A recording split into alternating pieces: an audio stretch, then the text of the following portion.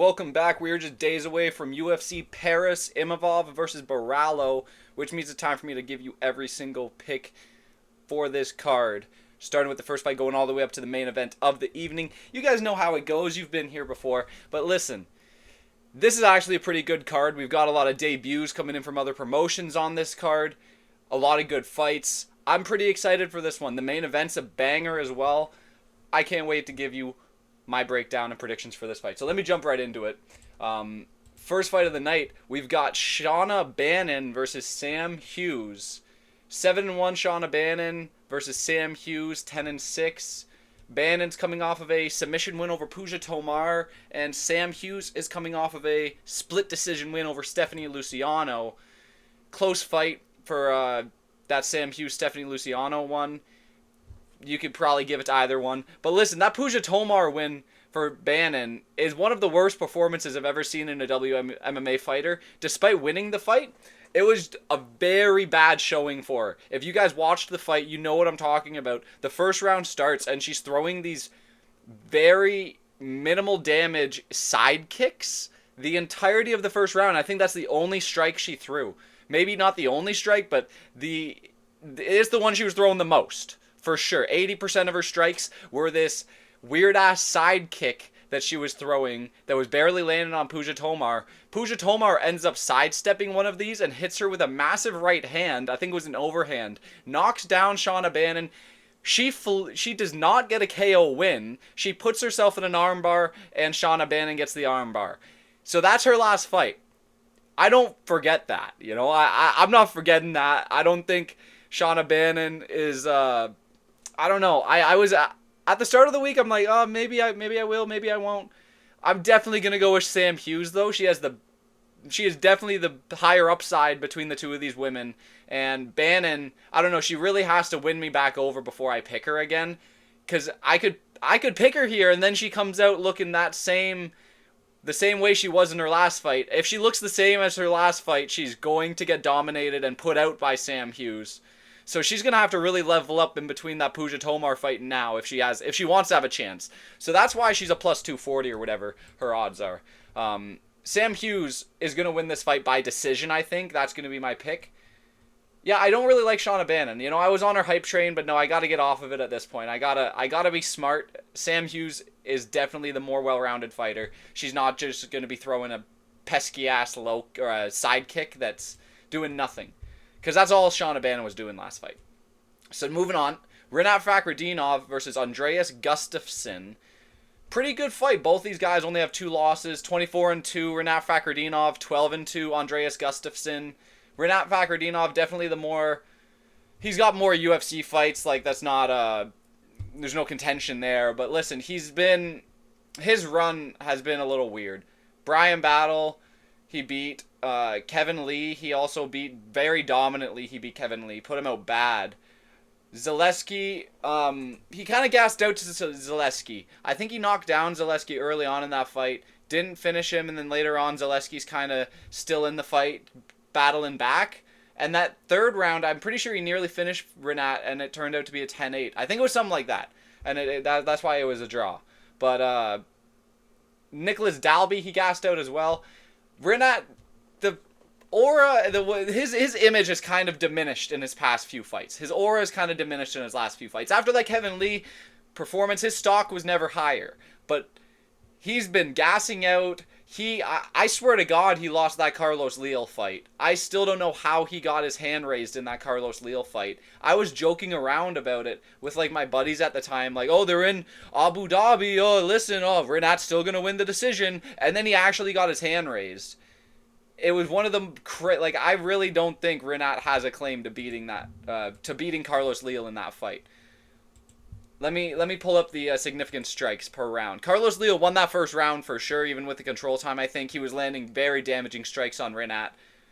And the second round, I would have gave round 1 and 2 to Carlos Leal. Like, I don't think Rinat won that fight at all. But that's neither here nor there, because now he's against Andreas Gustaffson. This dude is on a 4-fight win streak. Looked really good against Chaos Williams in his last fight. Beat Pat Pitbull on the Contender Series just by holding him against the fence until he got tired enough that he landed a knee to the face. Andreas Gustaffson, he can weather the storm here. He can win this fight against Rinat Fakhretdinov. So I think I'm going to say Andreas Gustaffson is going to last until the second or third round. Rinat's going to win the first. I could see Andreas winning the second and possibly even finishing him in the third. I just really don't rate Rinat's gas tank at all anymore. I've got to see something change from him. So I'm going to say Andreas Gustaffson wins the decision over Rinat Fakhretdinov. That's going to be my pick. I don't mind the KO prop either, though. But I'm going to say Andreas Gustaffson decision win over Rinat Fakhretdinov. Moving on, Brad Tavares, Robert Bryczek is the next fight. Interesting one here. I don't think Robert Bryczek deserved a second chance in the company after he lost to Ihor Potieria on short. That was a short notice replacement of Ihor Potieria. I wouldn't have brought him back. He hasn't done anything in a year and 6 months. And I wouldn't have brought him back here. This is an interesting move by the UFC because I really didn't see much from Robert Bryczek in that last fight against Ihor Potieria. And Brad Tavares is at a way higher level than Robert Bryczek. Like, I don't know why they're making this fight. This seems very easy to me. Brad Tavares is going to win this fight. He could possibly finish Robert Bryczek. Ihor Potieria looked the best he's ever looked in his entire career against anyone against Robert Bryczek on short notice. So I don't know why they're bringing him back for a second chance after he's done nothing in a year and a half. Like, can someone explain that to me? Like, let me just get this. It was a short notice replacement of Ihor Potieria. Yes, yeah. It was supposed to be Albert Duraev, and then he pulls out, and Ihor Potieria comes in on a week's notice and makes weight and wins against Robert Bryczek. Looked incredible against Robert Bryczek. And it's like, I mean, I'm not shitting on Ihor Potieria, but he's not at the same level as Brad Tavares. There's no contention there. Brad Tavares is, like, the guys he's losing to are, like, title contenders, or like gatekeepers at least. Like, he's been losing to some bad guys, I will say. Like, I will say Brad Tavares has been on a stint. But for a while, he was up there in the mix with the best of the best. You know, he lost to Dricus, he lost to Izzy, but there's some bad ones mixed in there. Shabazian, Bruno Silva. There's some bad ones in there mixed in. But listen, Brad Tavares is getting a layup here, I think. He's going to win this fight dominantly and win a decision against Robert Bryczek. That's going to be the pick. Moving on to the next fight, which is Sam Patterson versus Trey Waters. Close in the odds here. And I don't know, I went back and forth a bit on this, but I think it's pretty clear. Sam Patterson has been on a run. I got to get on this guy's hype train, man. He looked terrible at 155, like chinny, and got put out bad against Ashmouth, that guy. Yanel Ashmouth. Patterson moved up in weight, looked incredible against Johan Lainesse, looked really good against Kiefer Crosby. And then the most impressive win by far is Danny Barlow.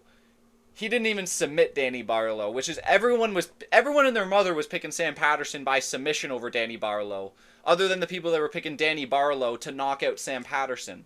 There was nobody on the planet that picked Sam Patterson to knock out Danny Barlow. Nobody saw that coming. This dude has hands as well. And Trey Waters, he got submitted by Gabriel Bonfim, which that is, like, Gabriel Bonfim is good. But I think Sam Patterson will be able to submit him as well. He's got an inch reach advantage is nothing, but I really like Sam Patterson, his submission ability on the ground. He laces up the arm, he laces up a neck. He's really good at it, and I think he's going to submit Trey Waters. I don't know, he's looked really good at 170, and he's kind of physically imposing at 170. He's got size on these guys now. And if he can have the size on Trey Waters, he's a shorter guy, obviously, but he could be more muscular, and his frame could be better because of that. He could take down Trey Waters easier, and he could submit him easier. So, who knows? But I think Sam Patterson is going to find a submission over Trey Waters. That'll be the pick. Moving on, Axel Sola versus Rhys McKee. And, you know, I did as much research as I could do on Axel Sola. I watched, I mean, as much as I I watched a few highlight reels of him. I maybe could have done a bit more, I will say. Maybe I could have went back on the Aries catalog and found like full fights and shit, but I was watching highlight reels of Axel Sola. He looks pretty good striking wise, like he senses a finish and he's really mixing it up, or if he'll back you down to the cage and he'll let everything go, like 5-piece combos and then throw a knee at the end. Like he is a good fighter in that sense, and he's also good on the top guard from what I've seen. Rhys McKee just had a good performance though against Daniel Frunze. Daniel Frunze was a big favorite against Rhys McKee, I think. Stopped him early on, knocked him down in that first round, and had his eyes swelled up like crazy at the end of the first round, so they obviously couldn't let it go. But he looked really good in that fight, I will say, but I don't know, I think Axel got this one, guys. Rhys McKee's been finished a few times by knockout. He did take a lot of man, that Chidi fight was good though. This is an interesting one. I'm really hoping Axel Sola does good here. I think he has good striking, and he what is his reach though? I need to find his reach here.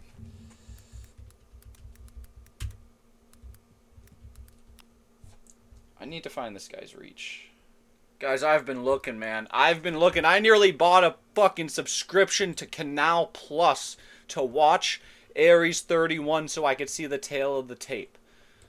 I'm not going to do that. But from what I can find, Axel Sola has a 71-inch reach. It says centimeters, but I'm pretty sure that's a glitch on the website because it also is converted to 180 centimeters there. So 71 inches of reach compared to Rhys McKee at a 78-inch reach. I don't like that at all. I don't like that at all. An 18-centimeter reach disadvantage, a 7-inch reach disadvantage is very, very sizable. That could change this fight. That could change this fight. I could see that change in this fight. I might go with Rhys McKee. Listen, I think I'm going to go with Rhys McKee because of that fact. A 7-inch reach advantage here. And he's actually looked pretty good recently. He looked incredible against Daniel Frunze. That Chidi fight was hella close. Ange Lusa, that's not a terrible loss. Axel Sola, I mean, he has been going a tough, he's been fighting dudes in Aries for, he's been having 25-minute fights because he's the champion there. Oh, this might look bad. I don't know. He's at a 7-inch reach disadvantage, guys. That's a lot. Rhys McKee is a well-rounded striker. He knows what he's doing. He knows what he's doing. I'm going to go with Rhys McKee to win this fight by decision, guys. Call me crazy. I think Rhys McKee has this one. I'm going Rhys McKee decision. That's the pick. Moving on to the next fight. I'm going Marcin Tybura versus Ante Delija. Marcin Tybura versus Ante Delija. I think I got that one. Marcin Tybura versus Ante Delija. That's how I'll say his name there. 27-9 Marcin Tybura, 25-6 Ante Delija. Some people might not know this. This is actually a rematch. 10 years in the making. These guys were fighting for a belt on these guys were fighting for a belt in some promotion here. Let me go and show you so you don't think I'm crazy. 10 years ago, Ante Delija leg injury and M1 challenge. Listen, people forget, man. Marcin Tybura and Ante Delija, these guys were the main event 10 years ago. People forget, man. This is look at this, man. Tybura's been around the block. He's been around the block. And listen, he beat Ante Delija, leg injury, pretty fast. Delija's been building himself back up. He's been putting in some wins. FNC, PFL. Tybura's been in the UFC all them years, man. Stacking up wins. He just beat McParkin. You're not picking Ante Delija to beat Tybura, man. This dude is a vet. He knows what he's doing, and if you're picking Delija, he's a knockout artist. He's 36 years old, 35 years old coming into the UFC is a bad look. he's knocked out a couple guys, but Yorgan De Castro is a different level than Marcin Tybura. This dude has been a gatekeeper in the heavyweight division. You beat Marcin, you're going up to at least the top 10 rankings. So I'm saying Marcin Tybura has this one in the bag over Ante. He's going 2-0. 2-0 over this guy. I swear to God, has he not fought Yorgan De Castro too? That's what I'm looking for here. I'm like, Tybura for sure. No, he hasn't. He hasn't. All right, I thought maybe, but Tybura is getting this one done, guys. I'm not going with this random dude coming back into the, not even back into the company, finally making his debut in the company. I think Tybura gets this one done again, becoming 2-0 over Ante. This time, not a fluke leg injury. He's gonna beat him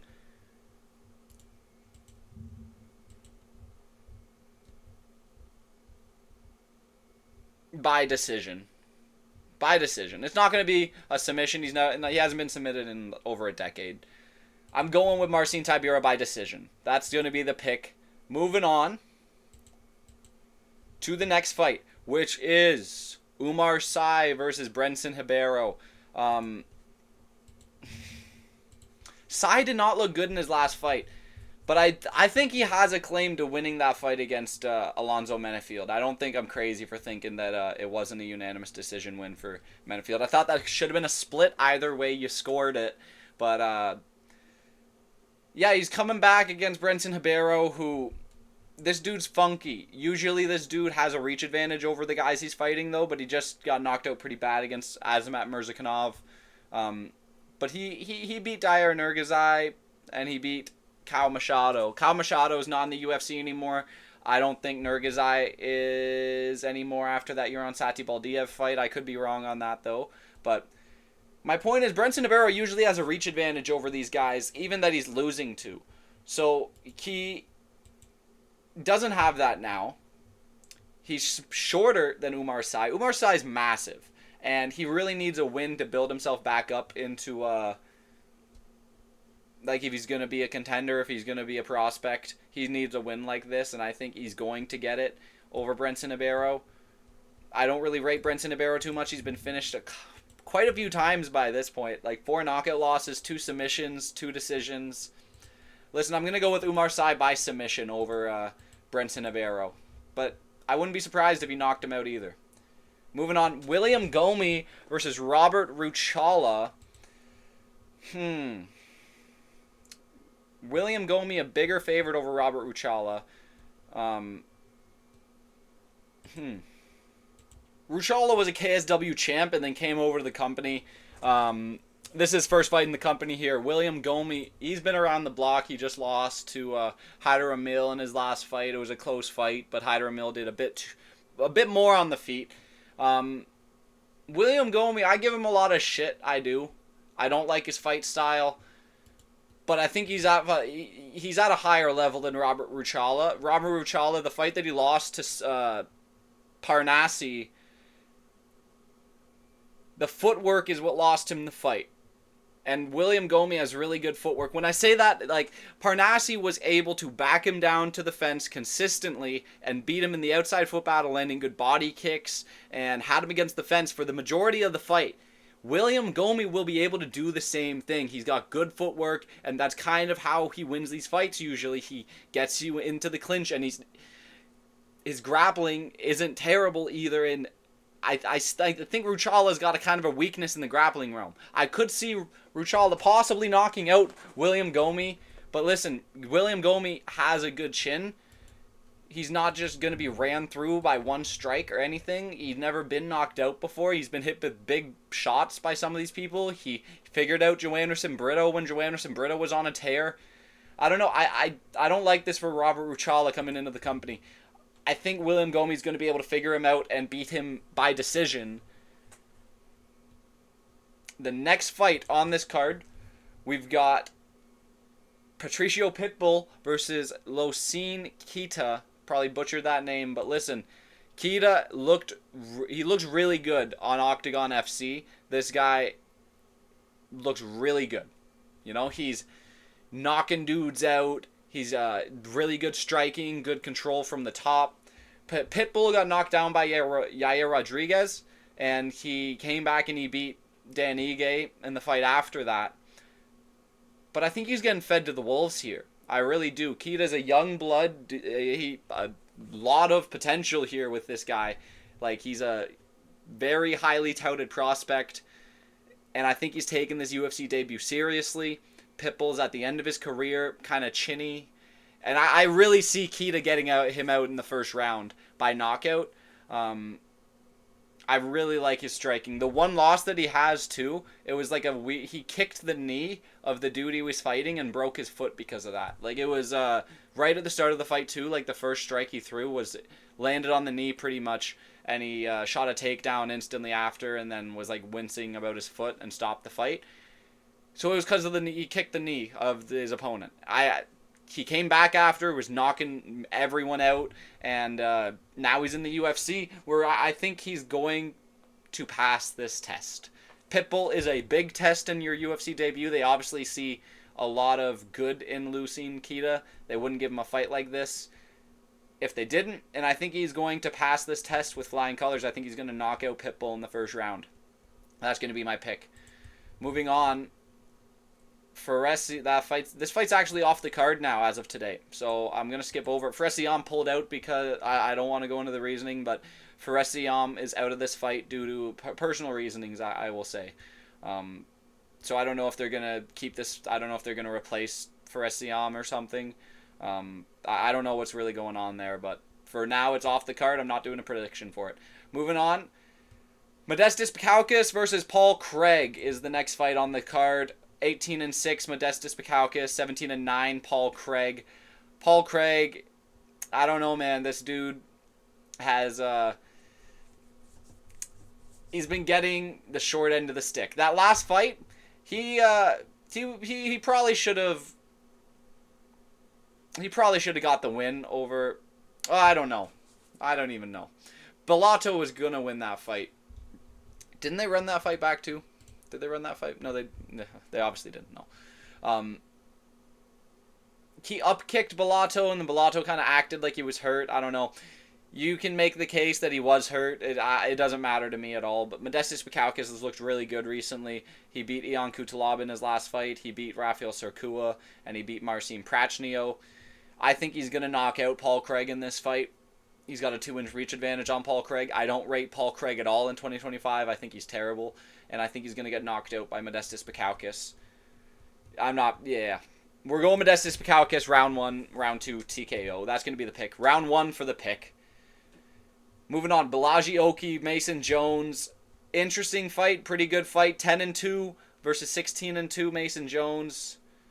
Borralho coming off a win over Michael Aswell. Mason Jones, absolute war with Jeremy Stephens. Beat him on the feet and took him down in the third round. Borralho is going to get pieced up and beaten the fuck up here. Mason Jones is legit from Cage Warriors, a really good promotion, and he looked incredible against Jeremy Stephens. And he beat Jeremy Stephens at Jeremy Stephens' game before he showed off his own game. Mason Jones is better on the ground, usually. He's a ground game guy, but he came in that Jeremy Stephens fight, and he showed off his striking skills, showed he can go to war. And Borralho, I was hyping this dude up for a bit. I don't know. He just really has lost a lot of my. I'm not going to tout him as a prospect. I'm not going to tout him as like this dude's the next up and comer. After that Timmy Kawamba fight, after the Dylan Salvador fight, I was trying to hype him up a bit. But then he had a really close fight with Timmy Kawamba that I thought he was going to beat Timmy Kawamba convincingly. And then he got put out bad in the first round against Chris Duncan. And then that Michael Aswell fight was good, but Michael Aswell is not the same caliber opponent as Mason Jones. Mason Jones is way better. Well, he's well-rounded, man. I think Mason Jones is going to knock out Borralho in the second round or submit him. Mason Jones is winning this fight inside the distance. That's going to be the pick.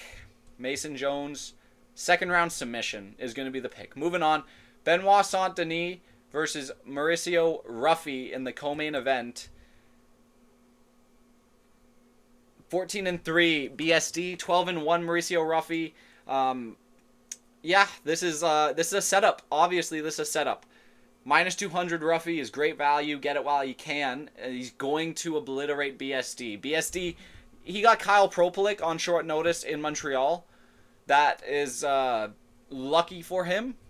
Who was he supposed to fight originally in Montreal? Joel Alvarez was going to obliterate him. They are done with Benoit Saint-Denis.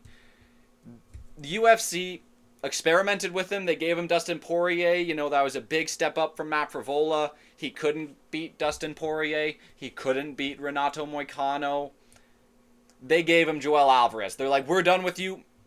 We're done with you. You're getting taken out to the pasture by Joel Alvarez. Instead, Joel Alvarez pulled out of the fight, and they had to give him Kyle Propelic, which he beat Kyle Propelic. The dude, I don't want to talk too much shit about him, but he just wasn't at that same level. And Marcio Ruffy, this dude is. He just got a knockout of the year contender in his last time out against Bobby Green. Bobby Green, not whatever they call it on Topology there. He beat James Lawntop. A lot of people are going to be, oh, he didn't finish James Lawntop, but he beat the fuck out of James Lawntop, man. You can't. There's not much bad about Mauricio Ruffy. Like, this dude has been pretty perfect so far in his run, apart from not finishing James Lawntop. But he's going to finish Benoit Saint-Denis. Benoit Saint-Denis is a slow striker and not that good, not that imposing with his submissions. I'm gonna say Ruffy round 1 TKO win over Benoit Saint-Denis. That's going to be the pick. He's going to do something crazy, man. He's getting BSD out of there early on. Moving on to the main event, Nasruddin Imavov versus Caio Borralho. 16-4, Nasruddin Imavov. 17-1, Caio Borralho. Same reach, 2-inch height advantage for Nasruddin Imavov. And Caio is 3 years older than Nasruddin Imavov. Listen, these are both really good fighters. Imavov coming off of a knockout win over Israel Adesanya, and Caio Borralho coming off of a decision win over Jared Cannonier in his last time out. But what I heard today from someone, I don't want to say their name, is that Imavov's last performance was incredible. Like, he wasn't getting outstruck against Israel Adesanya, and then he eye-poked him and knocked him out. Which, he did knock out Izzy, but he eye-poked him directly before that, and then Izzy's, like, trying to do the Alex Pereira, like, don't stop the fight, I'm okay. And then he gets knocked out right after. Something I heard today was that Jared Cannonier's performance against Imavov, or Imavov's performance against Jared Cannonier, was way better than Caio Borralho's performance over Jared Cannonier, because Imavov got the finish and Caio didn't get the finish. But what they didn't take into account at all is that Imavov beat him by an early-ass standing TKO that was a very early stoppage when you rewatch it and you see how much damage Jared Cannonier has been able to take in the next fights that he's been in. It's a very early stoppage. And Caio Borralho beat the fuck out of Jared Cannonier in every single round of the fight that he had with him. Knocked him down in the first round, nearly finished him. I'm just saying, if that Imavov one was a TKO win over Jared Cannonier, then Caio Borralho TKO'd him in the first round too. So, this is going to be a close fight. But listen, I saw Nasruddin Imavov get taken down for an entire round and held down by Brendan Allen. And Brendan Allen's good, but I mean, they tested who was a better grappler between the two of them. Caio Borralho won by a unanimous decision on a BJJ fight card. They had a grappling match. If you guys don't know, Caio Borralho, he's been so inactive in the UFC. He's been keeping up, he's been training, he's been in grappling as well. After the Jared Cannonier, he went and he fought Brendan Allen in February of this year. Beat him by unanimous decision, had submission attempts on him. And that guy held down Nasruddin Imavov for a whole round. And I get it, BJJ is kind of like stylistically different compared to like when you're fighting other guys. But Caio Borralho was able to figure out Brendan Allen, who held down Imavov for an entire round. And I think Borralho, he's got good striking. It's not like he's a chump on the feet. I could see him taking down Imavov and exploiting him there. I'm going with Kyle Borralho to submit Nasruddin Imavov in this fight in the third round. I think Kyle Borralho's going to figure him out. He's going to... One, I think Imavov needs a finish. I think the volume could also be... That would be in Kyle's favor. I just think Kyle's going to be too well-rounded. I've seen Imavov have holes in his game. We haven't seen Kyle lose, period, you know? The Armin Petrosian fight was the closest one, and Kyle still had an excellent game plan to winning that fight. Nasruddin Imavov got pieced up by Sean Strickland, you know? That was only, what, like 2 years ago? So, I don't understand. Like, everyone's so confident in Imavov because he knocked out Izzy directly after an eye poke. He lost to Phil Haas. He lost to Sean Strickland. We haven't seen Kyle lose. Everyone's saying, oh, Imavov's getting better fight after fight after fight. Sure. You cannot say that and say that Kyle isn't. Kyle is getting better fight after fight. If you compare him when he fought Armin Petrosian to when he fought Jared Cannonier, they're night and day, man. The dude's way more confident on the feet.